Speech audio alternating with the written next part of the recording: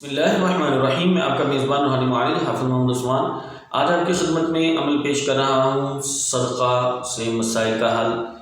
صدقہ کیسے نکالیں کہ جس سے ہم لوگ اپنی پریشانیاں دور رکھیں، ہماری پریشانیاں دور ہوں، مسائل حل ہوں اور پیسے کی جو فراوانی ہے وہ زیادہ سے زیادہ ہو اور کاروبار خوب چلے، پریشانیاں ختم ہوں، مصیبتیں ختم ہوں. یہ صدقے کی ترتیب ہم کیسے رکھیں جس سے ہمارے معاملات بہتر رہیں. اب صدقہ چونکہ خالصتاً آپ اللہ کے لیے دیتے ہیں، اور صدقے کی دوسری ترتیب یہ ہوتی ہے کہ آپ اللہ کے ہاں اپنا ایک حصہ رکھواتے ہیں. میں نے اپنی صدقے کی پہلی ویڈیو میں بتایا تھا کہ صدقہ کس طرح سے کام کرتا ہے. صدقہ جو ہے وہ چونکہ اللہ کے ہاں آپ کا جمع ہوتا رہتا ہے. اب ہر خیر اور ہر شر اللہ ہی کی طرف سے ہے، یہ آپ پہلے نوٹ کر لیں. ہر خیر اور ہر شر اللہ ہی کی طرف سے ہے. کیوں کہ ایمان مفصل، ایمان مجمل جو ہم نے بچپن سے ہی پڑھی ہے، اسی میں اللہ نے فرمایا ہے وَخَيْرِهِ وَشَرِّهِ مِنَ اللَّهِ تَعَالَى. اس میں اس دعا کے اندر جو الفاظ نبی علیہ السلام سے ہمیں آئے ہیں وہ وَخَيْرِهِ وَشَرِّهِ مِنَ اللَّهِ تَعَالَى کہ خیر اور شر اللہ کی طرف سے ہے. اب جو خیر آتی ہے وہ تو اللہ کی طرف سے ڈائریکٹلی آ رہی ہوتی ہے نا، کہ خیر کا معاملہ ہے نا، خیر آ رہی ہے. جو شر جب اللہ کی طرف سے آتا ہے تو وہ کیا کرتا ہے، مطلب اللہ کی طرف سے مراد یہ ہوتی ہے کہ اگر فرض کریں کہ آپ کو کسی نے آپ کے اوپر جادو کر دیا. اب ڈائریکٹ جادو آپ کے اوپر نہیں آتا. کیوں کہ اللہ نے کہا کہ ہمارے حکم کے بغیر تو پتا بھی نہیں ہلتا. تو پھر جادو کیسے ہو سکتا ہے آپ کے اوپر؟ جادو جب ہوتا ہے کہ جب اللہ کے ہاں آپ کا سسٹم کمزور ہوتا ہے. اب ایک بندے نے جادو کیا کسی کے اوپر تو جادو گیا سیدھا اللہ کے پاس. اب وہاں پہ آپ کا صدقہ پڑا ہوا ہے، وہ صدقہ جو ہے وہ اس کو واپس موڑے گا، آپ کو محفوظ کر دے گا وہ صدقہ. اگر جادو کرنے والا جادو کرنے کے لیے اللہ کے پاس گیا کہ جی جانا ہے، وہاں آ کے کوئی چیز رکھی نہیں ہوئی، آپ کا سسٹم وہاں پہ کوئی نہیں ہے، تو پھر وہ ڈائریکٹ آپ کی طرف آئے گا، پھر آپ کو نقصان ہونا ہے. اسی طرح جو مصیبتیں آتی ہیں وہ بھی اسی طرح آتی ہیں. پہلے اللہ کے پاس جاتی ہیں کہ جی ہم جائیں، تو پھر وہاں پہ صدقہ اگر پڑا ہوتا ہے تو وہ ان کو واپس کرتا ہے. اگر صدقہ نہیں ہوتا تو پھر آپ کے اوپر مسائل آتے ہیں. تو آج آپ کو میں ترتیب بتاؤں گا، اس کو کریں گے انشاءاللہ تعالی کامیابیاں بھی ملے گی، خوشیاں بھی ملیں گی، مصیبتیں بھی ختم ہوئیں گی، بلائیں بھی ٹلیں گی، رزق میں اضافہ بھی ہوگا، برکتیں بھی ہوگی، خیر بھی ہوگا. اب اس میں ایک نقطہ یہ ہے کہ ایک دو گے تو میں تمہیں 10 دوں گا. یہ بھی اس میں ایک کلیہ آپ نے یاد رکھنا ہے.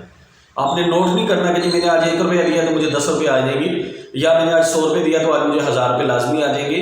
اس کے لیے ہمیں تقوی کی ضرورت ہے، لیکن ہمیں چونکہ اللہ نے کہا ہے تو ہم مانتے ہیں کہ جی ملتا ہے، آج نہیں کل مل جائے گا، یا اس وقت ملے گا جب ہم پریشان ہوں گے، جب ہمیں ضرورت ہوگی اس وقت ضرورت پوری ہوگی. اللہ اس وقت اس صدقے کی وجہ سے اللہ آپ کی ضرورت کو پورا فرمائیں گے. تو صدقہ کرنے کی ترتیب نوٹ کر لیں کہ آپ نے روزانہ صدقہ کیسے کرنا ہے. دکاندار حضرات کیا کریں گے؟ دکاندار حضرات اللہ کے ساتھ اپنا معاملہ طے کر لیں. کاروباری حضرات، بزنس والے حضرات اللہ کے ساتھ طے کر لیں.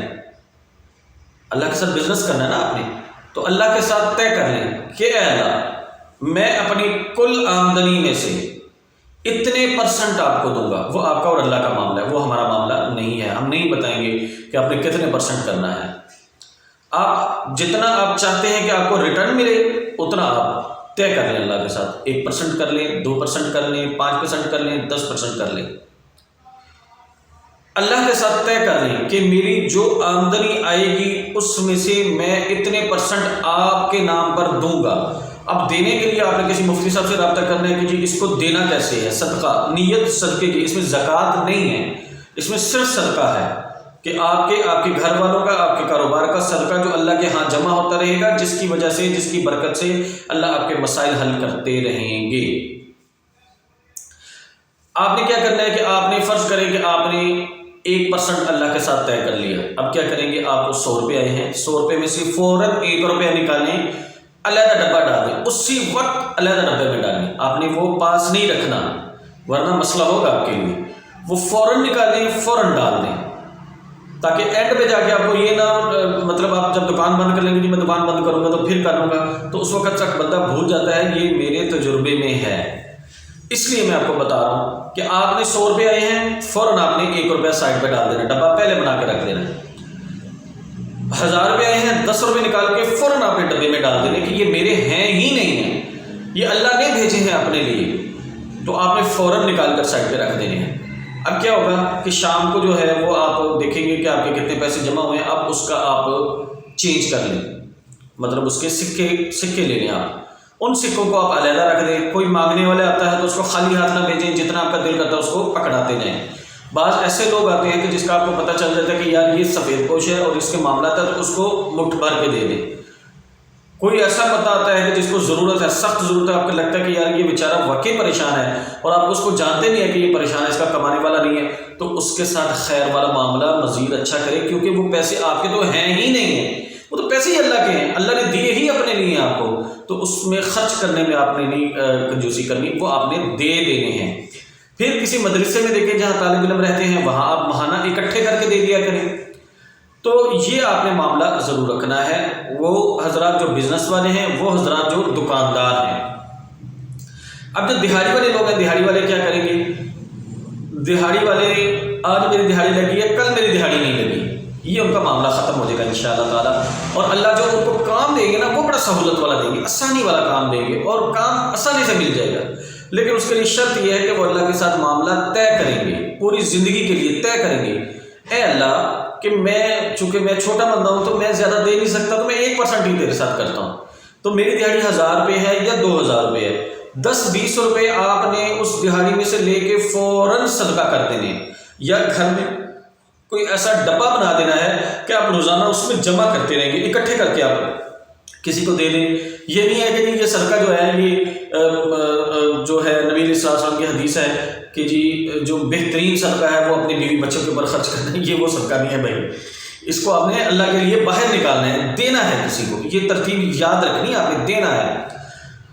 سیلری والے حضرات کیا کریں گے؟ سیلری والے حضرات اللہ کے ساتھ مختص کریں، 2%، 5%، 1%، جتنی آپ کو سمجھ سوچ ہے، جتنا آپ اللہ سے خیر چاہتے ہیں اتنے % اللہ سے طے کر لیں۔ جیسے ہی سیلری ملے، آپ نے فرض کریں کہ آپ نے 50% سیلری ایڈوانس لے لی، لیکن جیسے ہی آپ نے ایڈوانس سیلری لی ہے، جتنے % آپ کا اللہ سے طے ہے اتنے % فوراً نکالنا ہے آپ نے، وہیں پر کسی کو دے دیں، یا آپ گھر میں لا کے کسی ڈبے میں ڈال دیں کہ وہ آپ کے نہیں ہیں، یہ آپ کے نہیں ہیں پیسے، اس لیے آپ نے اپنے اہل و عیال کے اوپر وہ پیسہ خرچ نہیں کرنا، وہ آپ کے نہیں ہیں، نکال دیں۔ اگر اکٹھی سیلری لیتے ہیں تو اکٹھی سیلری میں سے جتنے % اللہ کے ساتھ طے ہیں وہ کیلکولیٹ کر کے وہ آپ علیحدہ ڈبے میں ڈال دیں، یا اسی وقت جا کے کسی کو دے دیں، اپنے گھر سے وہ نکال دیں، تاکہ وہ اللہ کے ہاں جمع ہو جائے۔ اللہ کے ہاں جمع جب ہونا ہے جب آپ نے نکال دینے ہیں، اپنے بیوی بچوں کے اوپر لگانے پہ اللہ کے پاس جمع نہیں ہوتے، جمع وہ ہونے ہیں جو آپ نے نکال دینے ہیں۔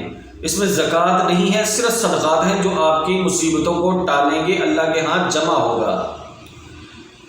تو وہ جو سیلری ہے اللہ اس میں اتنی برکت ڈالیں گے، اتنی برکت ڈالیں گے، جو پہلے 15 دن میں 10 دن میں ختم ہوتی تھی وہ آپ کے مہینے کے اینڈ تک چلے گی انشاءاللہ تعالیٰ۔ شروع میں ایک دم سے تو نہیں ہوگی، لیکن یہ جب آپ کرتے رہیں گے تو آپ اس کی برکات دیکھیے گا، کتنی برکات ہوتی ہیں۔ بہت زیادہ اللہ نے، یہ بہت زیادہ تجربے کی چیز ہے کہ اللہ بہت زیادہ اس کو برکت والا کر دیتے ہیں۔ تو برکتیں حاصل کرنے کے لیے صدقات کو نکالا کریں، مصیبتوں کو ٹالنے کے لیے، بیماریوں کو ختم کرنے کے لیے، رزق کو بڑھانے کے لیے، کاروبار کو بڑھانے کے لیے صدقے کی ترتیب بنا لیں، پرسنٹیج طے کر کے۔